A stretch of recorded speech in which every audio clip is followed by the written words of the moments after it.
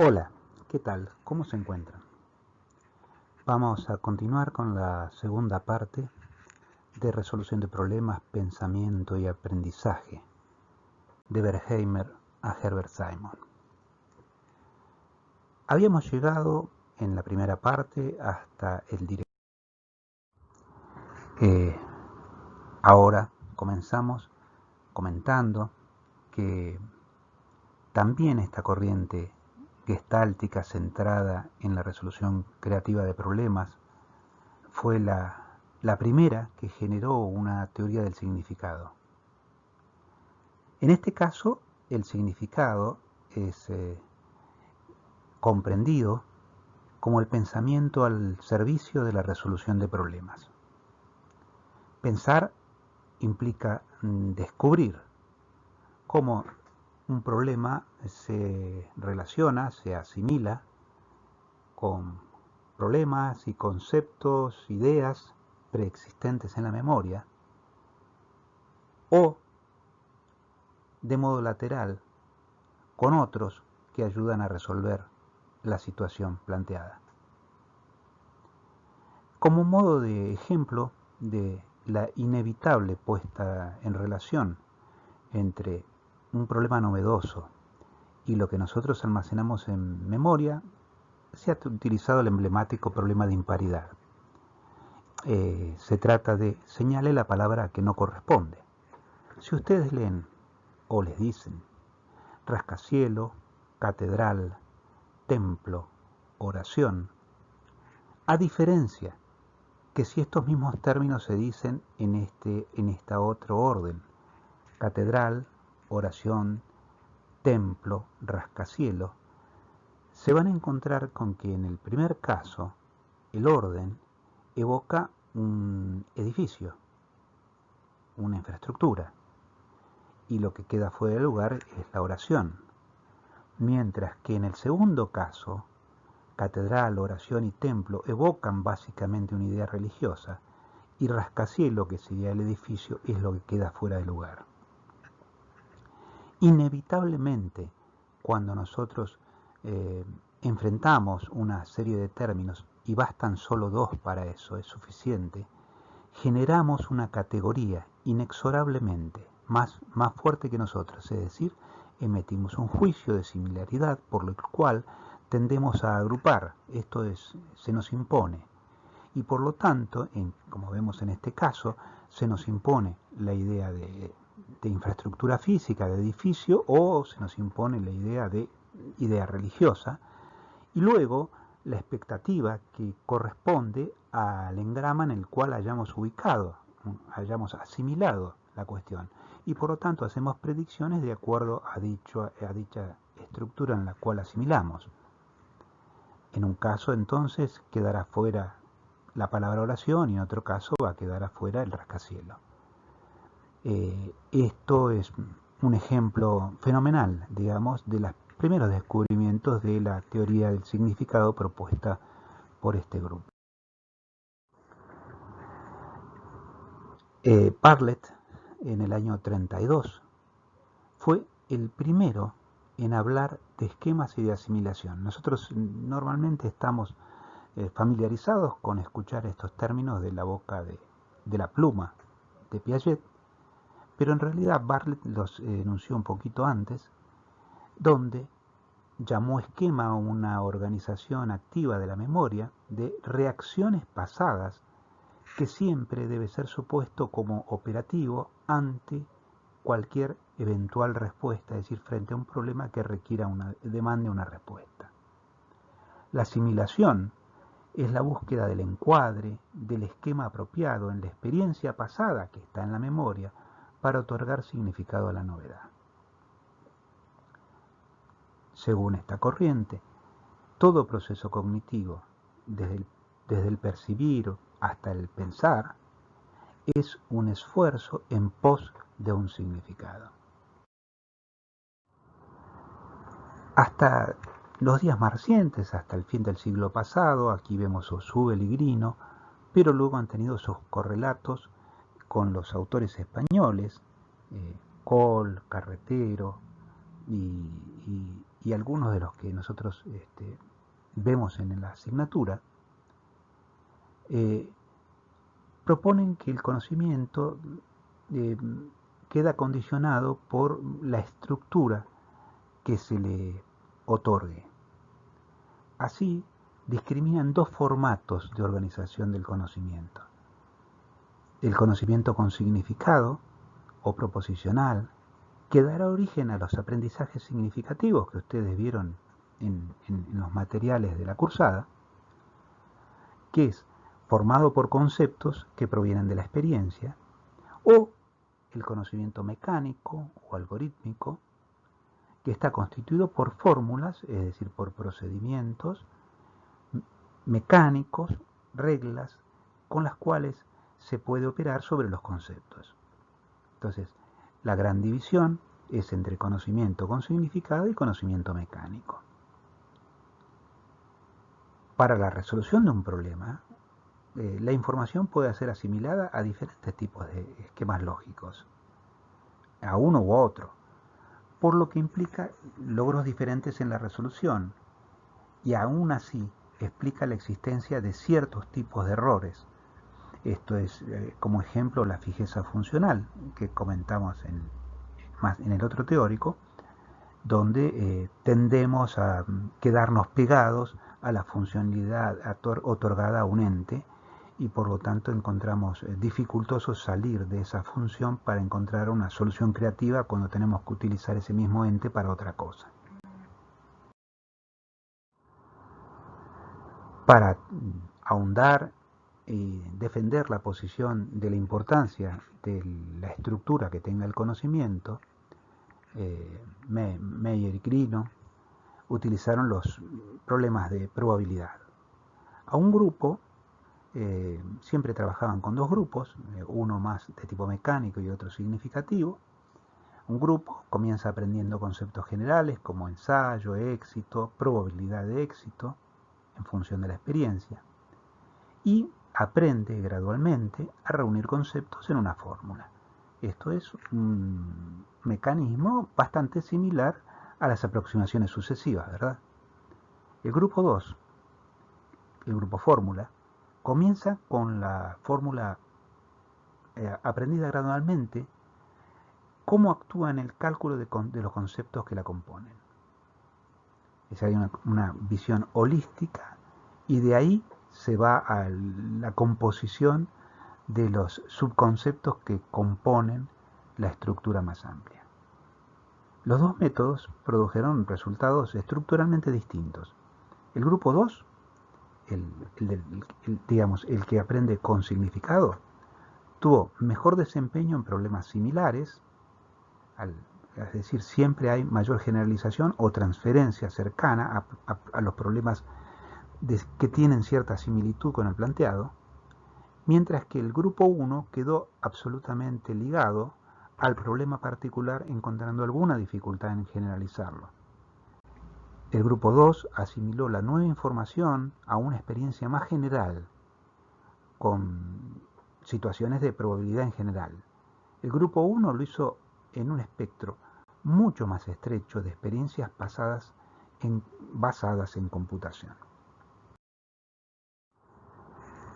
A partir de este punto vamos a ver algunos de los tips, algunas de las sugerencias que se desprenden de esta conceptualización de la teoría del significado. Una de ellas es la importancia de la concretización. Si se presenta, dice, un problema de manera concreta, pueden obtenerse un método más sencillo para la solución distinta, creativa, al que puede obtenerse si se aprende directamente de forma abstracta.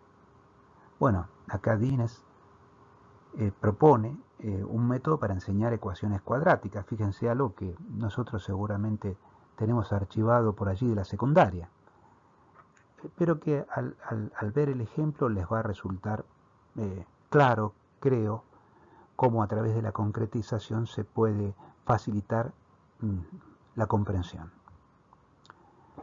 Es claro que un cuadrado es x por x, su superficie será x cuadrado, que si a ese cuadrado le agregamos una unidad de algo, será x más 1 por x más 1, o sea, x más 1 al cuadrado. Que si le agregamos una segunda unidad, como muestra el dibujo, será x más 2 elevado al cuadrado, lo que en definitiva se descompone como x cuadrado más 4x más 4. Una forma sencilla de acceder a las ecuaciones cuadráticas. Otro tip es la actividad, la manipulación, la acción.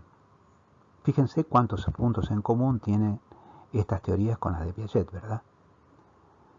Cuando alguien trabaja activamente en la solución de un problema, lo relaciona inexorablemente con un conjunto más amplio de experiencias pasadas en donde puede alojarse la solución.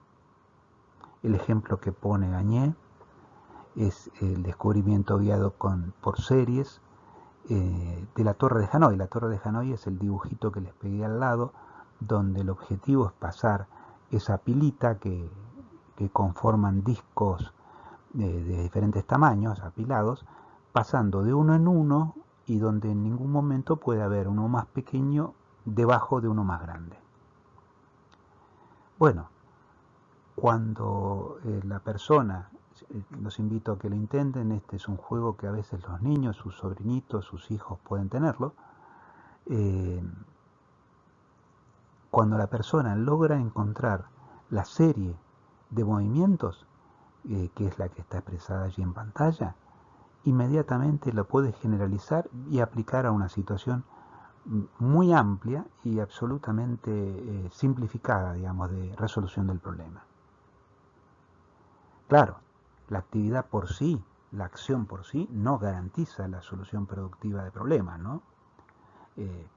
Hay que encontrar, como en este caso, cuál es la serie adecuada para poder resolverlo, y entonces sí, una vez logrado a través de la exploración y la actividad reconstruir o construir o darse cuenta de cuál es la serie, bueno, la situación se torna comprensible. También otro indicativo, otra sugerencia, es facilitar la resolución creativa echando mano a imágenes, a ejemplos figurativos. El problema que estamos viendo aquí, el problema del monje, dice lo siguiente. Un monje salió al amanecer una mañana, caminó hasta tarde ascendiendo un cerro. Cuando llegó a la cumbre, ya a la tardecita, permaneció orando durante toda la noche. A la mañana siguiente, a la misma hora, se largó hacia abajo y, bueno, un poco más rápido porque era en bajada, llegó un poco antes de la noche y cuando se encontró con sus colegas, comentó asombrado: hay un punto en el camino en el que pasé exactamente a la misma hora. Bueno, ¿es esto verdad? ¿Cuál es el punto? Bueno, calcularlo desde un punto de vista analítico es algo bastante difícil. Si fuese y viniese a la misma velocidad diríamos, bueno, sí, en el medio. Pero como sabemos, al subir es más lento, al bajar es más rápido. ¿Cuál es el punto en el camino? Bueno, lo que han hecho con este problema es hacer un pequeño gráfico en donde se ve cómo el de subida es el que arranca en amanece, va subiendo hacia la derecha y llega al anochecer arriba. El otro parte a la misma hora en el amanecer desde arriba y baja bastante más rápido. Fíjense que hay un segmento antes de noche en el cual llega al pie del cerro. El lugar en donde estas dos curvas se cortan es el que pasó a la misma hora. O sea que si de acá bajamos una rayita hasta el eje de las X, el punto en el que corta correspondería con la hora y en el eje de las Y sería el lugar del camino en donde se cruzaron. Fíjense cómo al llevar este problema, que analíticamente es difícil de resolver, a una graficación, a una imagen, el problema se torna bastante accesible y soluble. También han sostenido estos autores la importancia del sistema de representación del conocimiento que se utiliza para ofrecerle al alumno o al respondiente o a la persona que tiene que resolver el problema el formato de la información. ¿Por qué? Porque hay diferencias muy sutiles de cómo el problema es representado, produce consecuencias muy distintas en su asimilación, es decir, su puesta en relación con los esquemas previos disponibles y, por supuesto, en el camino elegido para su solución. Fíjense este problema que propuso Meyer en el 67, el problema del tren. Dice que hay dos estaciones de tren, se encuentran a unos 50 kilómetros una de otra. A las 2 de la tarde de un sábado salen dos trenes, cada uno en dirección al otro de cada estación. Justo cuando sale un tren, un pajarito que se lanza desde la punta de delante del primer tren, vuela hasta el segundo, allí vuelve al primero, allí vuelve al segundo y así sucesivamente, como si fuese rebotando cada vez más cerca. Si ambos trenes andan a 25 kilómetros por hora y el pajarito vuela a 100, y bueno, y no importa la acción, la pérdida de tiempo por frenado, ni la fricción del aire, etc. Como si fuese movimiento rectilíneo uniforme. ¿Cuántos kilómetros habrá recorrido el pajarito antes de que los dos trenes se encuentren? En el momento en que los dos trenes se cruzan, ¿cuántos kilómetros habrá recorrido? Fíjense que el planteamiento analítico, otra vez, de este problema es extremadamente complejo según en qué nos centremos. Si la representación se centra en la distancia, el problema es extremadamente complejo. Ahora, si uno piensa que los dos trenes andan a 50 kilómetros por hora,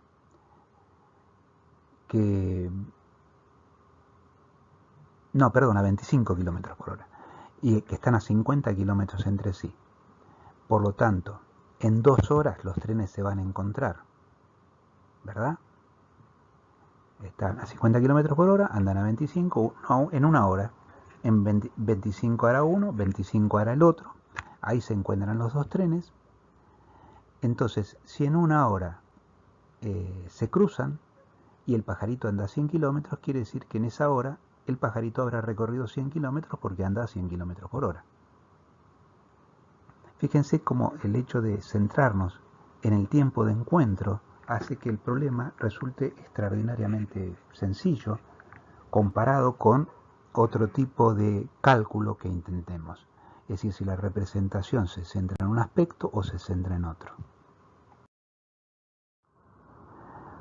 Para finalizar, les dejo uno interesante que es por demás sorprendente, que se conoce con el nombre de la falacia del vendedor, que dice así: un señor compró a la mañana un caballo por $10 y lo vendió al mediodía en $20, perdón. Después de comer volvió a comprar el caballo en $30 y a la tardecita lo vendió en $40. ¿Cómo salió el señor en sus negocios? ¿Ganó plata? ¿Perdió plata? ¿Cuánto? Bueno, acá deberíamos tomarnos unos minutos y tratar de resolverlo. Cada uno tendrá su opinión. Pero fíjense que inmediata y evidente resulta la respuesta si hacemos un pequeño agregado a la formulación, diciendo así: un señor compró a la mañana un caballo blanco en $10 y lo vendió al mediodía en $20. Después de comer compró un caballo negro en $30 y a la tardecita lo vendió en $40. ¿Cómo salió el señor en su negocio? Y ganó $20, 10 en una operación y 10 en la otra. El hecho de agregarle el color al caballo hace que las operaciones, que en el caso anterior aparecen una sobre otra, generan la confusión.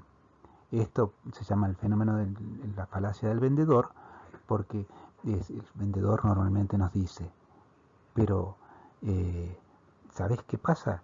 yo no sé cuánto cobrarte esto, porque cuando lo tenga que reponer va a salir más caro que lo que te lo estoy cobrando. Claro, pero cuando él lo compró mucho más barato. Él me está vendiendo por cómo lo compró, no por cómo lo tiene que reponer. Yo no tengo que pagar el precio de reposición, tengo que pagar el precio que él lo pagó más la utilidad que le corresponde a ganar. Que esto puede generarle a él un problema financiero en una situación de inflación, no hay ninguna duda. Pero el costo financiero no tiene por qué pagarlo el cliente necesariamente. Por eso se llama la falacia del vendedor. Bueno, espero que haya sido ilustrativo y entretenido esta presentación, que traté de hacer una semblanza general de una propuesta sumamente interesante que termina hundiendo sus patas en la inteligencia artificial.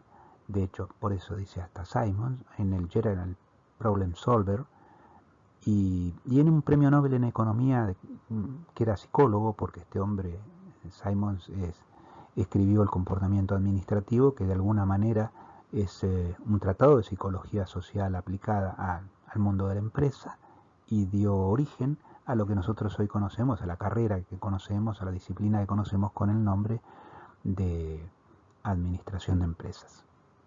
Bueno, hasta la próxima.